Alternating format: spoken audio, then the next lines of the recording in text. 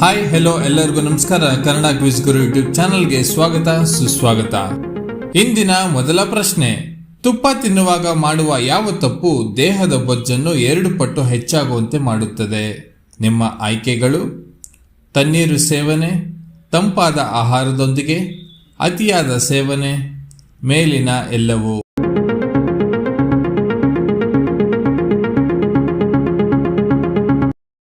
ಸರಿಯಾದ ಉತ್ತರ ಎ ಮತ್ತು ಬಿ. ಖಾಲಿ ಹೊಟ್ಟೆಯಲ್ಲಿ ತುಪ್ಪ ತಿನ್ನುವುದು ಪ್ರಯೋಜನಕಾರಿ. ಇದನ್ನು ಉಗುರು ಬೆಚ್ಚಗಿನ ನೀರಿನೊಂದಿಗೆ ತೆಗೆದುಕೊಳ್ಳಬೇಕು. ಹಾಗಿಲ್ಲದಿದ್ದರೆ ತುಪ್ಪವು ಗಂಟಲು, ಆಹಾರ ಕೊಳವೆ, ಶ್ವಾಸಕೋಶ ಮತ್ತು ಹೊಟ್ಟೆಗೆ ಅಂಟಿಕೊಳ್ಳಬಹುದು. ಅಲ್ಲದೆ ಅದು ಕೊಲೆಸ್ಟ್ರಾಲ್ ಅನ್ನು ಬೇಗ ಹೆಚ್ಚಿಸಬಹುದು. ನಿಮ್ಮ ಆಹಾರದಲ್ಲಿ ತುಪ್ಪ ಇದ್ದರೆ ನೀರಿನ ಬಗ್ಗೆ ಹೆಚ್ಚು ಗಮನ ಕೊಡುವುದು ಉತ್ತಮ. ತುಪ್ಪ ತಿಂದ ನಂತರ ತಣ್ಣೀರು ಅಥವಾ ತಂಪು ಪಾನೀಯ ಸೇವಿಸುವುದು ಅಪಾಯಕಾರಿ. ಇದರಿಂದ ಹಲವು ರೋಗಗಳು ಬರಬಹುದು. ತರಕಾರಿ ಬಿಸಿಯಾಗಿರಬೇಕು, ಅದರ ಮೇಲೆ ತುಪ್ಪ ಸುರಿದು ನಂತರ ತಿನ್ನಬೇಕು. ಇಲ್ಲವಾದರೆ ಈ ತುಪ್ಪವು ಗಂಟಲಿನ ಮೂಲಕ ಕರುಳಿಗೆ ಸಂಗ್ರಹವಾಗಿ ಕಫ ಮತ್ತು ಮಲಬದ್ಧತೆ ಉಂಟಾಗಬಹುದು. ನಿಮ್ಮ ಎರಡನೇ ಪ್ರಶ್ನೆ, ಮಹಿಳೆಯರಲ್ಲಿ ಮುಟ್ಟಿನ ಸಮಯದಲ್ಲಿ ವಾಸನೆ ಬರಲು ಕಾರಣವೇನು? ನಿಮ್ಮ ಆಯ್ಕೆಗಳು: ಬ್ಯಾಕ್ಟೀರಿಯಾ, ಹಾರ್ಮೋನ್, ಬೆವರು, ಮೇಲಿನ ಎಲ್ಲವೂ.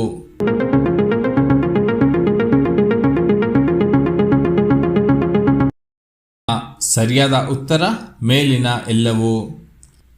ಮುಟ್ಟಿನ ಸಮಯದಲ್ಲಿ ಹಾರ್ಮೋನ್ಗಳ ಬದಲಾವಣೆ ಸ್ವಲ್ಪ ವಾಸನೆ ಉಂಟು ಮಾಡಬಹುದು. ಯೋನಿ ಪ್ರದೇಶದಲ್ಲಿ ನೈಸರ್ಗಿಕ ಬ್ಯಾಕ್ಟೀರಿಯಾಗಳು ಸ್ವಲ್ಪ ವಾಸನೆ ಉಂಟು ಮಾಡುತ್ತದೆ. ರಕ್ತದ pH ಮಟ್ಟವು ಸ್ವಲ್ಪ ವಾಸನೆಯನ್ನು ಉಂಟು ಮಾಡಬಹುದು. ಇನ್ನು ಬೆವರು ಮುಟ್ಟಿನ ರಕ್ತದೊಂದಿಗೆ ಬೆರೆಯಬಹುದು.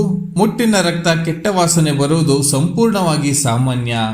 ಯೋನಿಯಲ್ಲಿ ಹೊರಬರುವ ರಕ್ತವು ಫಲವತ್ತಾದ ಮೊಟ್ಟೆಗಳು, ಗರ್ಭಾಶಯದ ಒಳಪದರ ರಕ್ತ, ಯೋನಿಯಲ್ಲಿರುವ ಬ್ಯಾಕ್ಟೀರಿಯಾಗಳು ಇತ್ಯಾದಿ ಒಳಗೊಂಡು ಇರುತ್ತದೆ. ಆದ್ದರಿಂದ ರಕ್ತವು ಕೆಟ್ಟ ವಾಸನೆ ಹೊಂದಿರುವುದು ಸಂಪೂರ್ಣವಾಗಿ ಸಾಮಾನ್ಯವಾಗಿರುತ್ತದೆ.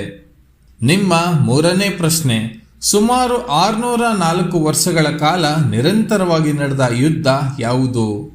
ನಿಮ್ಮ ಆಯ್ಕೆಗಳು: ಆಂಗ್ಲೋ ಫ್ರೆಂಚ್ ಯುದ್ಧ, ಕ್ರುಸೇಡ್ ಯುದ್ಧ, ಐಬೀರಿಯನ್ ಯುದ್ಧ, ಪರ್ಷಿಯನ್ ಯುದ್ಧ.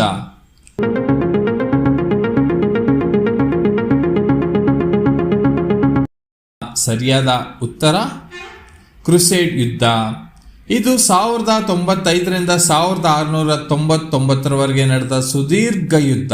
ಇಷ್ಟು ವರ್ಷದ ಯುದ್ಧವನ್ನು ಈ ಜಗತ್ತು ಹಿಂದೆಂದೂ ಕಂಡಿಲ್ಲ. ಇದು ಕ್ರಿಶ್ಚಿಯನ್ ಮತ್ತು ಮುಸ್ಲಿಮರ ನಡುವೆ ನಡೆದ ರಣಭೀಕರ ಯುದ್ಧ. ಸುಮಾರು 600 ವರ್ಷಗಳ ಕಾಲ ನಿರಂತರವಾಗಿ ನಡೆದ ಯುರೋಪಿಯನ್ ಯುದ್ಧ ಇದು. ಕ್ರಿಶ್ಚಿಯನ್ಗಳು ಜೆರುಸಲೇಂ ಹಾಗೂ ಅನ್ಯ ಪ್ರದೇಶಗಳನ್ನು ವಶಕ್ಕೆ ಪಡೆಯಲು ಮುಸ್ಲಿಮರ ವಿರುದ್ಧ ಮಾಡಿದ ಯುದ್ಧವಿದು. ನಿಮ್ಮ ನಾಲ್ಕನೇ ಪ್ರಶ್ನೆ, ಮನುಷ್ಯ ಸಾಯುವ ಮುನ್ನ ಮಲಮೂತ್ರ ವಿಸರ್ಜನೆಯಾಗಲು ಕಾರಣವೇನು? ನಿಮ್ಮ ಆಯ್ಕೆಗಳು: ಭಯ, ಇಂದ್ರಿಯ ನಾಶ, ದೇಹ ಶುದ್ಧಿ, ಒತ್ತಡ.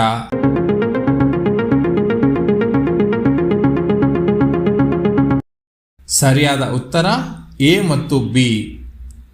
ಗರುಡ ಪುರಾಣವು ಸಾವಿನ ಸಮಯದಲ್ಲಿ ಸಂಭವಿಸುವ ಅನೇಕ ವಿಷಯಗಳ ಸ್ಪಷ್ಟ ವಿವರಣೆ ನೀಡಿದೆ.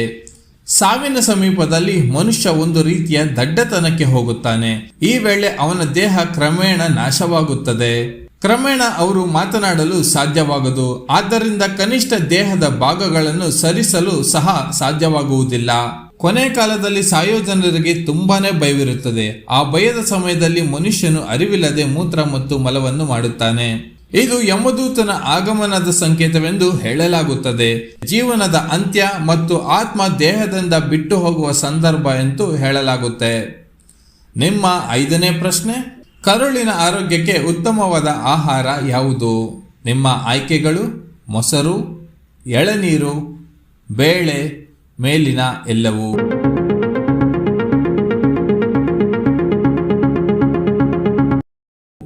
ಸರಿಯಾದ ಉತ್ತರ ಮೊಸರು.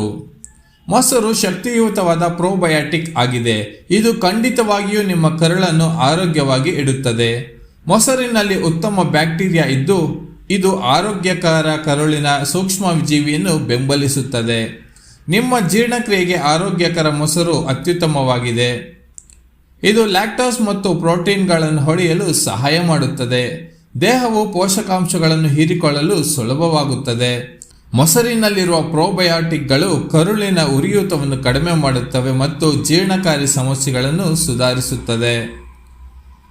ನಿಮ್ಮ 6ನೇ ಪ್ರಶ್ನೆ, ಬೆಳಗ್ಗೆ ಎದ್ದೇಳುವಾಗ ಕಾಡುವ ಮೈಗ್ರೇನ್ ಸಮಸ್ಯೆಗೆ ಯಾವುದು ಉತ್ತಮ ಪರಿಹಾರ? ನಿಮ್ಮ ಆಯ್ಕೆಗಳು: ನೀರು ಸೇವನೆ, ನಿದ್ರೆಯ ಸಮಯ, ವಿಶ್ರಾಂತಿ, ಮೇಲಿನ ಎಲ್ಲವೂ.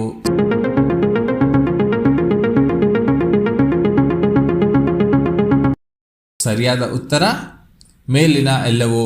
ಬೆಳಗ್ಗೆ ಎದ್ದೇಳುವಾಗ ಕಾಡುವ ಮೈಗ್ರೇನ್ ಮನಸ್ಸಿನ ಶಾಂತಿ ಮತ್ತು ನೆಮ್ಮದಿಯನ್ನು ಹಾಳು ಮಾಡುವುದರ ಜೊತೆಗೆ ನಿಮ್ಮ ಇಡೀ ದಿನವನ್ನು ಹಾಳು ಮಾಡುತ್ತದೆ.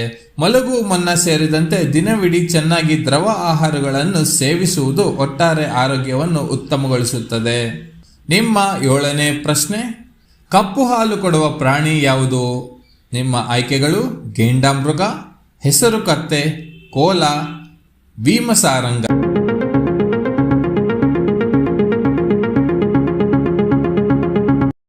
ಗೇಂಡಾಮೃಗ ಬಹಳ ವಿಶಿಷ್ಟವಾದ ಪ್ರಾಣಿಯಾಗಿದ್ದು ಇದು ವಿಶ್ವದ ಅಳಿವಿನಂಚಿನಲ್ಲಿರುವ ಪ್ರಾಣಿಗಳಲ್ಲಿ ಒಂದಾಗಿದೆ.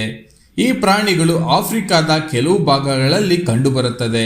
ಇದರ ಸಂಖ್ಯೆ ಕೆಲವು ಸಾವಿರಗಳಲ್ಲಿ ಅಷ್ಟೇ ಇದೆ. ಇದರ ಹಾಲು ಕಪ್ಪು ಬಣ್ಣದಲ್ಲಿರಲು ಕಾರಣ ಹೆಚ್ಚು ಕೊಲೆಸ್ಟ್ರಾಲ್ ಆಗಿದೆ. ನಿಮ್ಮ 8ನೇ ಪ್ರಶ್ನೆ, 60ರ ಮುಪ್ಪಿನಲ್ಲಿ 20ರ ಯೌವನವನ್ನು ನೀಡುವ ಆಹಾರ ಯಾವುದು? ನಿಮ್ಮ ಆಯ್ಕೆಗಳು: ಮೇಕೆ ಮೆದುಳು, ಸೊಪ್ಪು, ಸೇಂದಿ, ಉಡದ ಮಾಂಸ.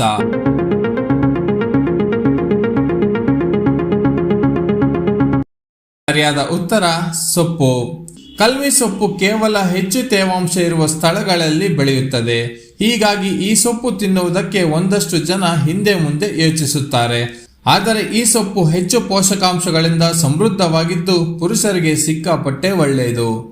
ಕಲ್ಮಿ ಸೊಪ್ಪಿನಲ್ಲಿ ವಿಟಮಿನ್ ಎ, ಸಿ ಮತ್ತು ಹೆಚ್ಚಿನ ನೀರಿನಾಂಶವಿದ್ದು ಇದು ದೇಹ, ಚರ್ಮ ಮತ್ತು ಮೆದುಳಿಗೆ ಶಕ್ತಿ ಕೇಂದ್ರವಾಗಿ ಕೆಲಸ ಮಾಡುತ್ತದೆ. ಕಲ್ಮಿ ಸೊಪ್ಪು ಪುರುಷರಲ್ಲಿ ವೀರ್ಯಾಣು ಸಂಖ್ಯೆ ಹೆಚ್ಚಿಸುತ್ತದೆ. ಕಾಮಾಲೆಗೂ ಸಹ ಈ ಸೊಪ್ಪು ಔಷಧಿಯಾಗಿ ಉಪಯುಕ್ತವಾಗಿದೆ. ನಿಮ್ಮ 9ನೇ ಪ್ರಶ್ನೆ, ಪ್ರತಿನಿತ್ಯ ಒಂದು ತುಂಡು ಪಪ್ಪಾಯಿ ತಿನ್ನುವುದು ಯಾವ ರೋಗದಿಂದ ದೂರವಿರಬಹುದು? ನಿಮ್ಮ ಆಯ್ಕೆಗಳು: ಅಜೀರ್ಣ, ಹೃದಯಾಘಾತ, ಬೊಜ್ಜು, ಮೇಲಿನ ಎಲ್ಲವೂ.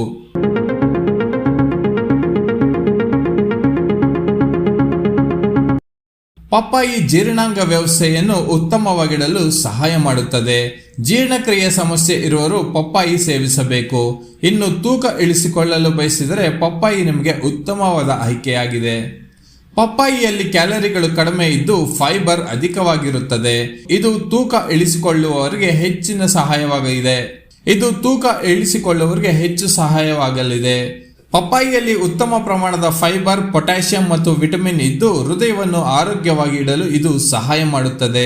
ಪಪ್ಪಾಯಿಯಲ್ಲಿ ವಿಟಮಿನ್ ಎ ಮತ್ತು ಇತರ ಪೋಷಕಾಂಶಗಳಿದ್ದು ಇದು ಕೂದಲನ್ನು ಬಲವಾಗಿ ಮತ್ತು ಹೊಳೆಯುವಂತೆ ಮಾಡುತ್ತದೆ. ಸ್ನೇಹಿತರೆ, ನೀವು ಎಷ್ಟು ಪ್ರಶ್ನೆಗಳಿಗೆ ಸರಿಯಾದ ಉತ್ತರ ಕೊಟ್ಟಿದ್ದೀರಂತ ಕಾಮೆಂಟ್ ಮೂಲಕ ನಮಗೆ ತಿಳಿಸಿ. ಧನ್ಯವಾದಗಳು.